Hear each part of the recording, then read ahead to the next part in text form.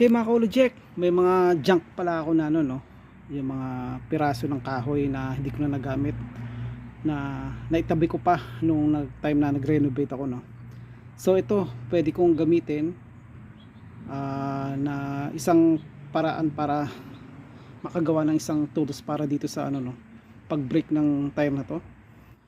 Yung mga sasakyan ko walang mga hitch na sinasabi, yung mga nasa likod na bakal na extra na pwede mong doon mo itukod tong jack at doon matanggalin tong ano rim doon sa gulong. Ngayon naisipan kong gumawa ng improvise na lang mga kaulojek no, gawa sa kahoy, mga ritasong kahoy na dati na tong cut no, kinat ko na yan. So yung mga leftover, so nag-iisip ako kung paano kong gagamitin to, na sayang kasi mahal na nga talaga yung mga kahoy ngayon pag bumibili ka sa mga Home Depot kaya sa mga hardware. So tignan natin kung ano yung magagawa kong tools para dito sa gulong ko no, na matanggal tong may hubad tong rim dito sa gulong. So ito nga pala no, yung size nito hindi ko alam, pero kung ano yung size na available para sa inyo, yun na lang gawin nyo. Ngayon ito, itutukod ko na lang rito. Itong naplano ko no, kasi alam mo naman pag Pilipino madiskarte. Ayan. So ilalagay kong dingding pag ganyan. Haligi pala, haligi. Ayan, haligi, ganyan. Ganyan ang plano ko, tapos lalagyan ko siya ng maraming tornilyo para matibay. Gawa nung hindi naman tayo mahilig sa bakal no, wala nga tayong welding machine eh. So kahoy tayo muna para ano, para mas madali. Tapos ito ilalagay ko sa ibabaw. Ganyan ang plano ko mga kaulojek. So konting piraso lang ng kahoy no, tignan natin kung kakayanin.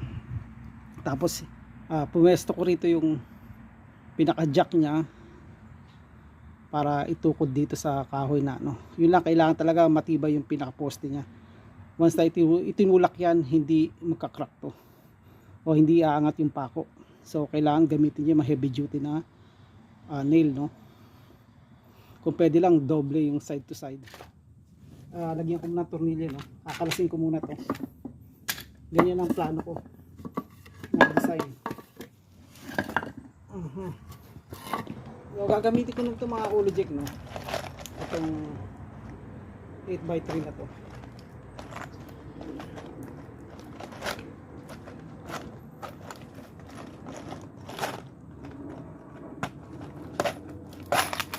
Ito mga medyo mahaba to, pero hindi ko pa alam mga kaulojek kung uubra to.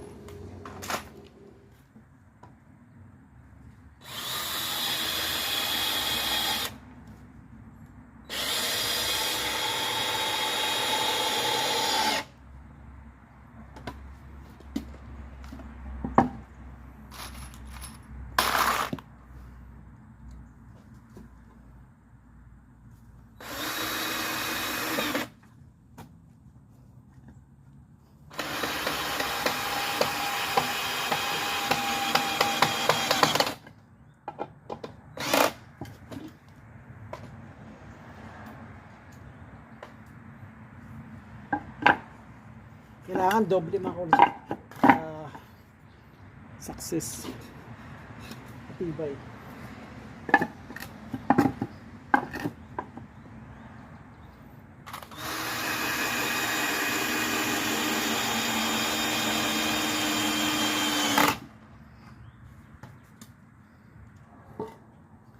Lagyan natin itong isa rito sa top. Yan, ganyan.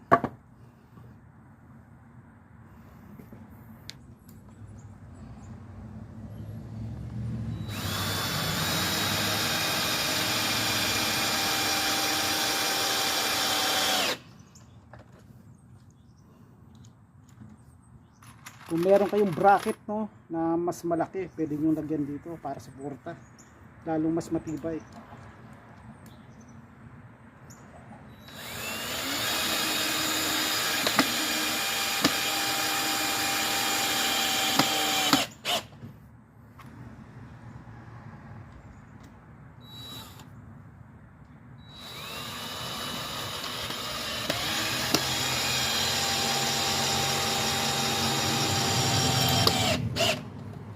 Yun.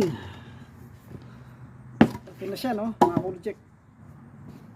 Okay mga Kulujek, medyo naghanap pa ako nito, no. So sawa ng Diyos, may nakita ako. So ito na, ilalagay ko na yan dyan.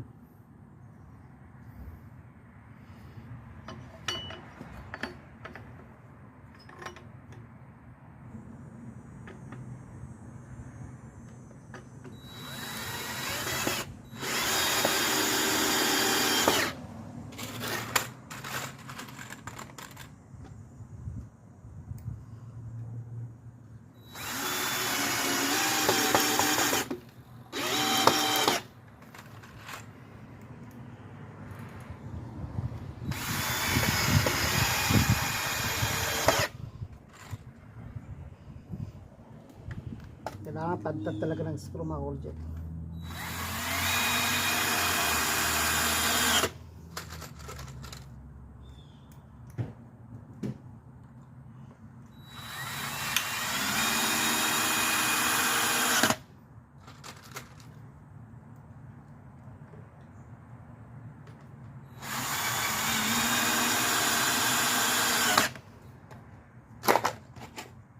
Okay mga Kulujek, tapos na, no.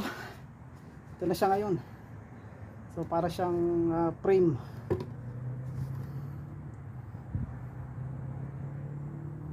Yan, ganyan lang mga Kulujek.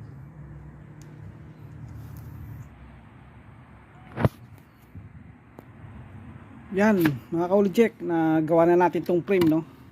So lagyan natin ng ano, ng base para hindi siya aalog at mas matibay. Ito ang plano kong ilagay na base, no, itong 2 pirasong kahoy sa both side, saka doon sa pinapatungan ng gulong na ito. Itong 1 pirasong to. So ganyan yan mga Kulujek. Yan, ganyan. Tapos itong frame na nagawa ko na ngayon, ilalagay ko dyan sa ibabaw.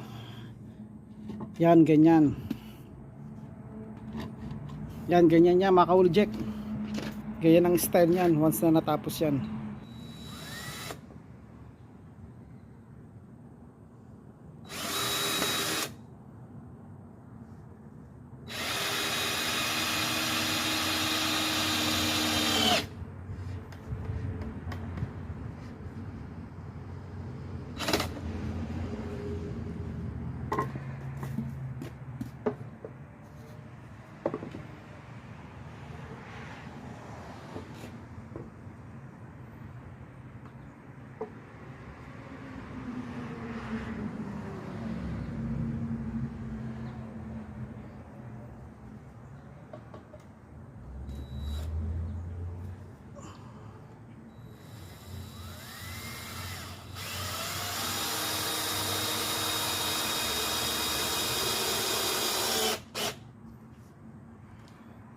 Meron siyang overlap dito para may paa din sa harapan.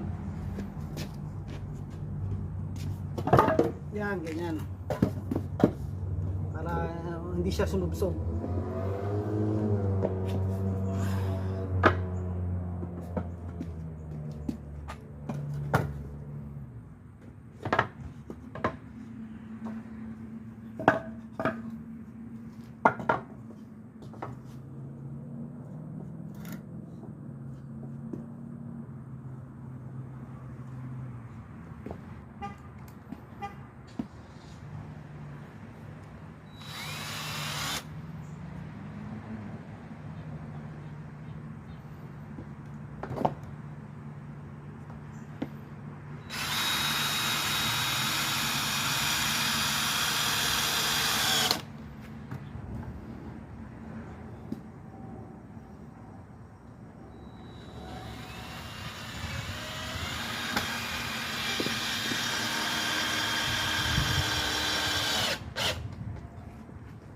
So ito na mga Kulujek.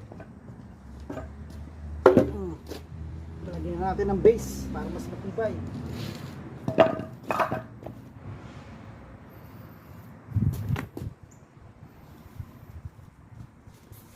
So mga Kulujek, magta-try tayo ng isa kung uubra ba yung Pinoy invention. Pero bago yan mga Kulujek, no, pasingawin muna natin tong nipple niya kasi may hangin pa.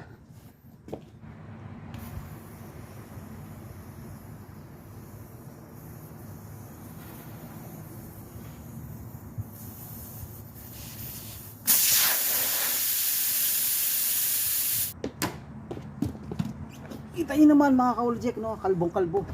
So bago natin gawin yung procedure ng pagtanggal, kailangan natin i-spray muna para hindi yung biglang sasabog kapag tinanggal yung na-break na natin yung pinaka-ring niya. Pinaka-ring niya, no? So unang salang mga ka-Oljek.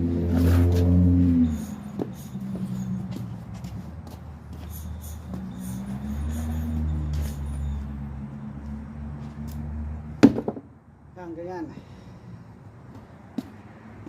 Unang salang mga ka-Oljek. Ito i-pwesto na natin, no?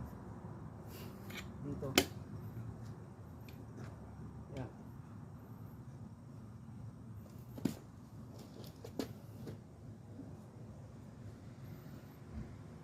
Tapos para hindi umangat yun nandoon, lagyan natin ng mabigat. Lagyan natin ng dumbbell mga ka-Oljek para hindi umangat.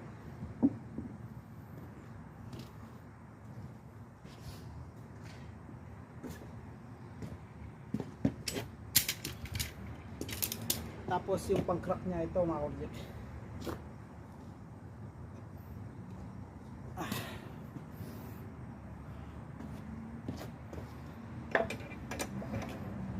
Bis lang natin ng konti, no? Para hindi tamaan niya. So ang pang-crack niya mga ka-Oljek, no? Mahirap kasi pag sa kamay. Yan, ganyan. So gagamitan ko dito, no? Isa pang jack para yan ang support. Para naman hindi umangat-angat. Iipitan ko itong vice grip. Yung pinakataas niya, no?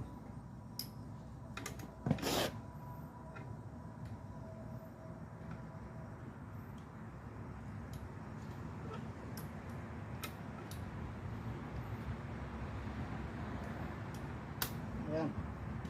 So ito. Tingnan natin. Tanggalin na.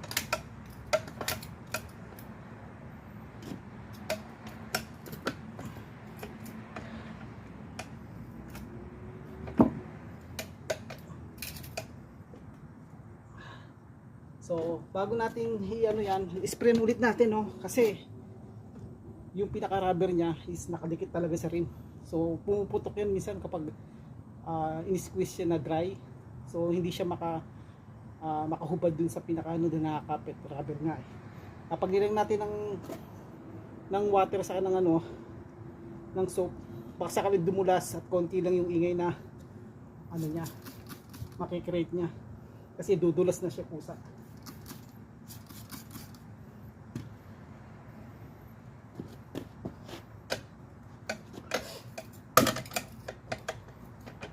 So dahan-dahan lang. Pag ganito, be patient lang kasi improvise lang ito mga ka-Oljek.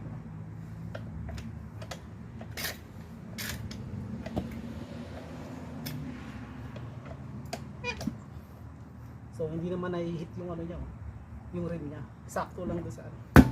So narinig niyo yun? Nag-pop out na, oh. Pop out kagad, no? See? Ayan, all the way down na siya. Oh. Ano siya mga ka-Oljek? Kikita nyo naman. Bumaba na siya. Isa gamitin lang ng water and soap, tubig at sabon. Ayan. Pwede mong i-rotate, then gawin ulit sa kabila.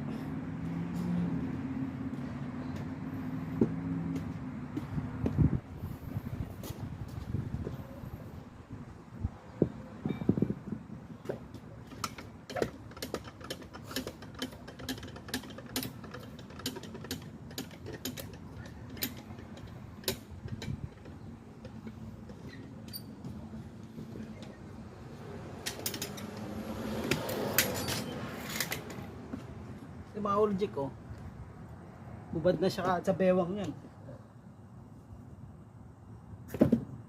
Hindi tayo sa kabila naman, pero medyo loose na rin eh. Lagyan lang talaga ng tubig at sabon.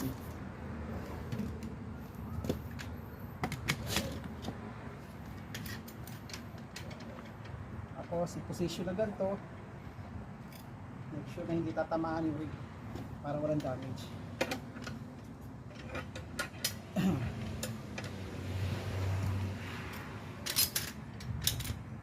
Dito naman yung pang crank natin, no? I-hook natin dito, tapos medyo gagawin natin konti kasi patang dito kasi meron siyang ano parang slot na magpapatungan, so sakto yun. Plus ito na hindi siya nag-loose. Ayan mga kuligan, bomba na.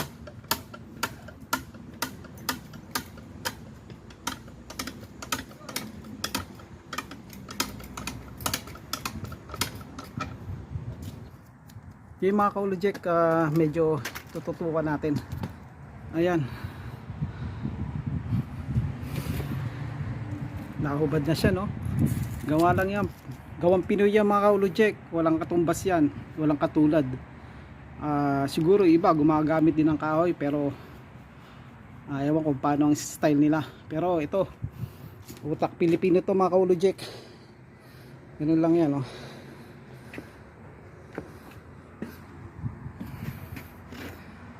So ayan, pwede mo rin ilagay rito sa side na to, no? Pag ganun, pwede mo rin siya ilagay as long na hindi siya tatamaan dito.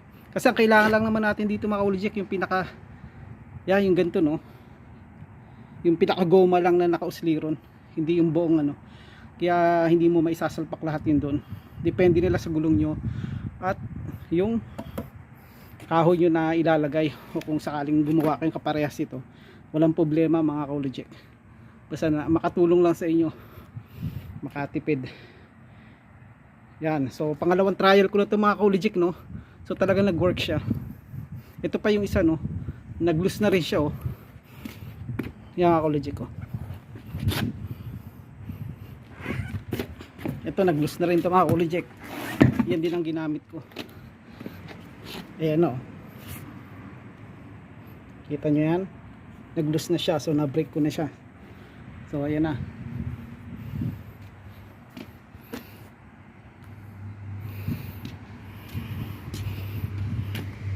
So pwede rin namang wala to. It's up to you, may ano kayo, no? Yung kamay nyo kasi medyo mabilis mapagod. Gawa no yung bigat na pag crank nyo, kailangan may support nung ano, nung kamay nyo. Pero gawa nung para mapakinabangan dito, o kung may dalawa kayong jack, pwede na rin ganyan, no? I-lock nyo lang na ganyan, no? Para ito ma-crank nyo libre na hindi kayo ma-injured. So ayun mga kaulojek, no? Gantong design, kopyahin nyo na para